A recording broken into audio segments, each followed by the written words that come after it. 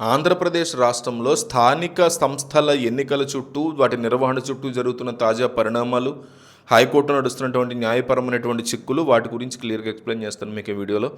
ఏపీలో స్థానిక సంస్థల ఎన్నికల్ని వీలైనంత త్వరగా పూర్తి చేయాలని రాష్ట్ర ఎన్నికల సంఘం చాలా వేగంగా ఏర్పాట్లు చేసుకోవడం మనం చూస్తూ ఉన్నాం.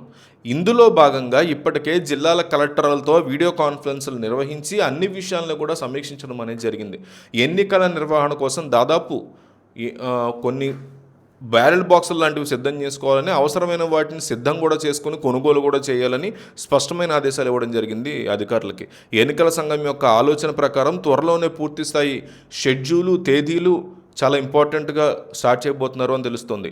ప్రభుత్వం కూడా ఎన్నికల సంఘంతో పూర్తి సమన్వయంతో ముందుకెళ్తూ అక్టోబర్ నెలాఖరు నాటికి ఈ స్థానిక ఎన్నికల ప్రక్రియను పూర్తి చేయాలి అని లక్ష్యంగా పెట్టుకోవడం జరిగింది. ఇదే సమయంలో ఆంధ్రప్రదేశ్ ప్రభుత్వం స్థానిక సంస్థల ఎన్నికల్లో బీసీ వర్గాలకి 33.33% రిజర్వేషన్లు కల్పిస్తామని కూడా ప్రకటించింది.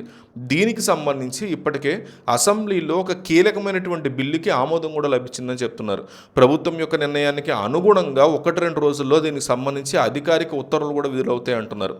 బీసీలకు ఇచ్చినటువంటి హామీని నిలబెట్టుకుంటూ ఈ రిజర్వేషన్లు అమలు చేయాలని ప్రభుత్వం చాలా గట్టి ప్రయత్నాల్లో ఉన్నట్టు మనకు కనిపిస్తోంది. అయితే ప్రభుత్వం తీసుకుంటున్న ఈ రిజర్వేషన్ల నిర్ణయాలు ఒకవైపు జరుగుతూ ఉండగానే మరోవైపు ఈ వ్యవహారం రాష్ట్ర హైకోర్టు ముందుకు చేరి ఒక కొత్త చర్చకి దారితీస్తుంది. ఈరోజు హైకోర్టు చీఫ్ జస్టిస్ నేతృత్వంలోని ధర్మాసనం ముందు స్థానిక ఎన్నికలకు సంబంధించి దాఖలైనటువంటి 2 కీలకమైనటువంటి పిటిషన్లు విచారణకు వచ్చాయని చెప్పుకోవాలి. వీటిలో మొదటి పిటిషన్ను బీసీ సంఘం రాష్ట్ర అధ్యక్షుడు వేయగా, అందులో రాష్ట్రంలో బీసీల యొక్క జనాభా లెక్కలు, వారి రిజర్వేషన్ల యొక్క శాతం పూర్తిగా తేల్చిన తర్వాతనే ఎన్నికలు నిర్వహించాలని కోరడం అనేది జరిగింది. మరోవైపు ఇంకొక న్యాయవాది దాఖలు చేసినటువంటి పిటిషన్లో సుప్రీంకోర్టు ఇచ్చినటువంటి పాత మార్గదర్శకాల ప్రకారం మొత్తం రిజర్వేషన్లు ఎట్టి పరిస్థితుల్లోనూ 50% దాటకూడదు అని పేర్కొన్నట్టుగా తెలుస్తోంది. స్థానిక సంస్థల ఎన్నికల్ని వెంటనే నిర్వహించాలి అని, రిజర్వేషన్ల యొక్క పరిమితి దాటితే న్యాయపరమైనటువంటి చిక్కులు వచ్చి ఎన్నికల ప్రక్రియ మరింత ఆలస్యం అవుతుందని ఆ న్యాయవాది కోర్టులో వాదించడం అనేది నడిచింది. ఈ 2 పిటిషన్లు కలిపి విచారించేటువంటి హైకోర్టు ధర్మాసనం ముందు పిటిషన్ల తరఫు న్యాయవాదులు తమ వాదనలు చాలా గట్టిగా వినిపించినట్టుగా కనిపిస్తోంది.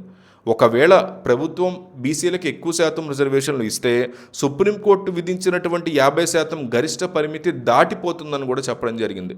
సో ఇదే జరిగితే మళ్ళీ వివాదాలు తలెత్తి ఎన్నికలు ఆగిపోయే ప్రమాదం ఉందని, కాబట్టి ఇప్పటికే ఉన్నటువంటి నిబంధనల ప్రకారమే ఎన్నికల్ని చకచక ముగించాలి అని కోరడం జరిగింది ఈ పిటిషన్లో. మరోవైపు బీసీలకు సరైనటువంటి వాటా దక్కేలాగా పూర్తి నిర్ణయం తీసుకున్న తర్వాతే ఎన్నికలకు వెళ్ళాలి అని బీసీ సంఘం కూడా పట్టుబడుతుంది. ఈ 2 భిన్నమైనటువంటి వాదనలు విన్న హైకోర్టు ప్రభుత్వ అడ్వకేట్ జనరల్కి కీలకమైనటువంటి సూచనలు చేయడం జరిగింది. ప్రభుత్వం ఈ విషయంలో ఎలాంటి అడుగులు వేయబోతోందో స్పష్టత తీసుకోవాలి అని, సమస్య రాకుండా సరైనటువంటి సలహా ఇవ్వాలని కూడా కోరింది. ప్రభుత్వం యొక్క విధానం, అభిప్రాయం ఏంటో స్పష్టంగా తెలుసుకుని తమ ముందు ఉంచాలి అని స్పష్టంగా ఆదేశిస్తూ తదుపరి విచారణని 2 వారాల పాటు, అంటే 14 రోజులకు హైకోర్టు వాయిదా వేయడం అనేది జరిగింది. ప్రభుత్వం బీసీలకు ప్రకటించినటువంటి 33.33% రిజర్వేషన్లు అమలు చేయగలదా, లేదా 50% రిజర్వ్ నిబంధన అడ్డం వస్తుందా అనేది ఇప్పుడు ఒక ప్రధాన అంశంగా మారుతుంది. ఒకవేళ రిజర్వేషన్లు 50% దాటితే తాము మళ్ళీ కోర్టుని ఆశ్రయిస్తామని పిటిషన్లు చాలా క్లియర్గా చెప్తున్న పరిస్థితి ఉంది. దీంతో స్థానిక ఎన్నికలు అనుకున్న సమయానికి సజావుగా పూర్తవుతాయా, లేక న్యాయపరమైనటువంటి చిక్కుల వల్ల ఇంకా లేట్ అవుతుందా అనేటువంటి అంశం ఇంకా తేలాల్సిన అవసరం ఉందని చెప్తున్నారు. సో దీంతో వైసీపీకి ఇంకాస్త టైం దొరుకుతుంది, ప్రజల్లో ఇంకా గ్రిప్ సంపాదించుకోగలరు జగన్మోహన్ రెడ్డి అని కూడా వైసీపీ ఫీల్ అవుతుంది. ఒక గుడ్ న్యూస్లా ఫీల్ అవుతుంది వైసీపీ.